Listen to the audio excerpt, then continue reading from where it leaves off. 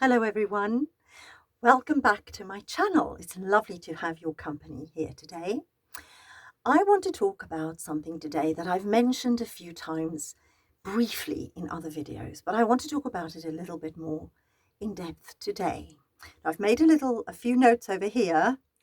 If I look there, it's just because I don't want the video to go on and on and on.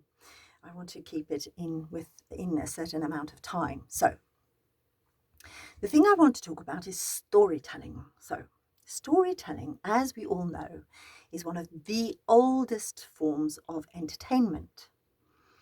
And so, what do we use for storytelling? Our bodies and our voice.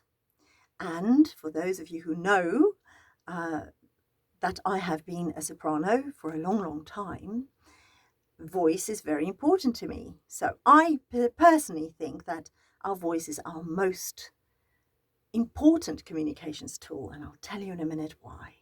I mean, yes, our body is very important too, and it is an instrument for storytelling, as we know through arts, ballet and dancing and whatever.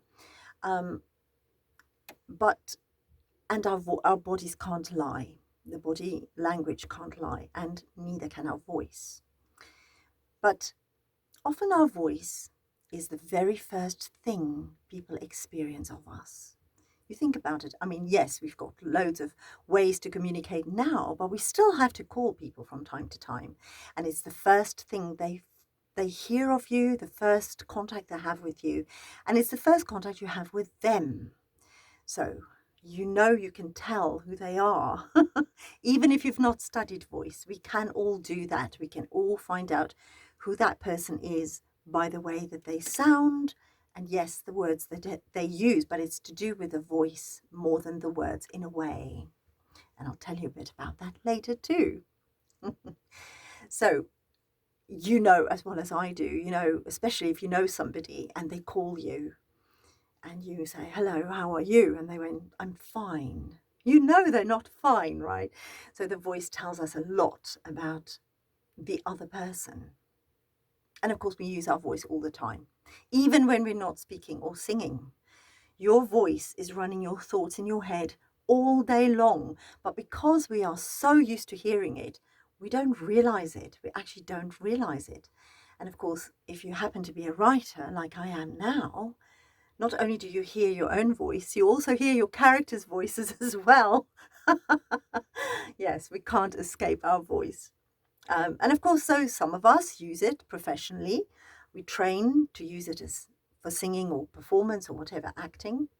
And singing is such a joyful experience. I think most of us have participated in it at some point in our lives. I know even people who say to me, I can't sing, I sound like a foghorn. Yes, you can. If you can speak, you can sing. So everyone can do it, but to sing well with resonance and support, to convey meaning and infuse the lyrics with emotion, to tell a story, to employ wonderful phrasing, to entertain, to touch and affect and inspire, to capture and hold an audience's attention. That is a skill and an art that requires many years of study and performance experience. I'm sure you'll agree with that. So it begs the question, why do we listen to some voices more than others? And I'm not only talking about singers here, I'm also obviously referring to writers, because when I had to stop singing, it was because my body told me that it didn't want to sing anymore. I can sing, I just can't sing operas anymore. But so why do we listen? Why do we read certain voices? Why? Why do some voices resonate with us more than others? What is it that makes our voices beautiful?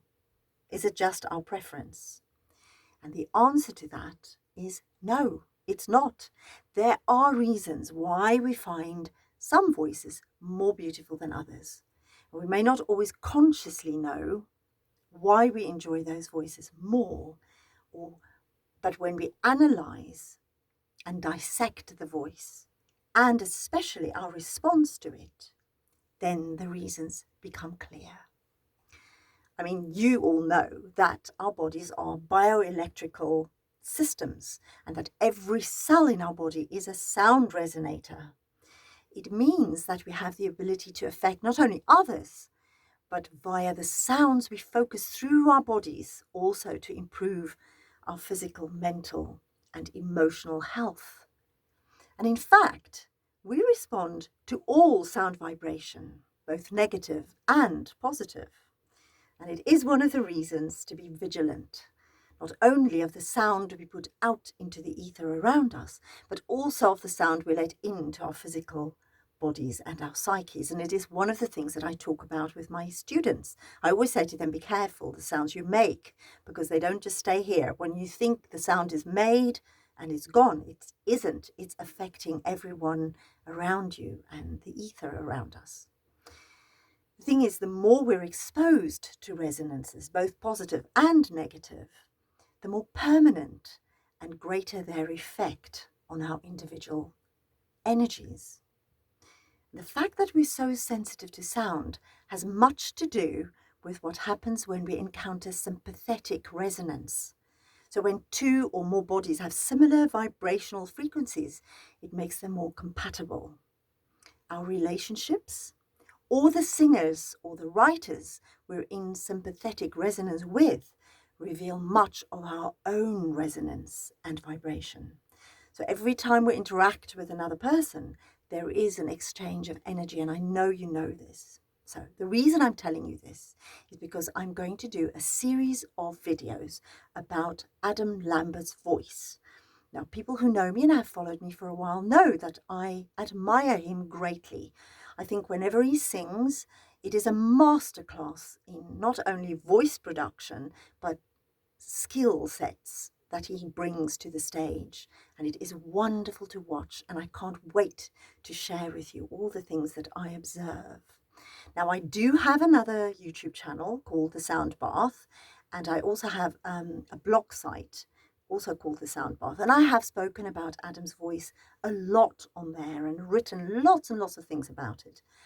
But I want to talk about it in a slightly different way this time, more in line with how I actually teach my students. So in the next video, I will start to talk about Adam's voice in specific ways. So I've asked some of his fans to send me videos that they love. So I'm going to use those videos, and I'm going to pick out some things that I'm going to talk about, individual things. So with the next video, I'm going to start with posture and breathing and vowels, because those things underpin all singing. So until then, I look forward to seeing you then. Mwah!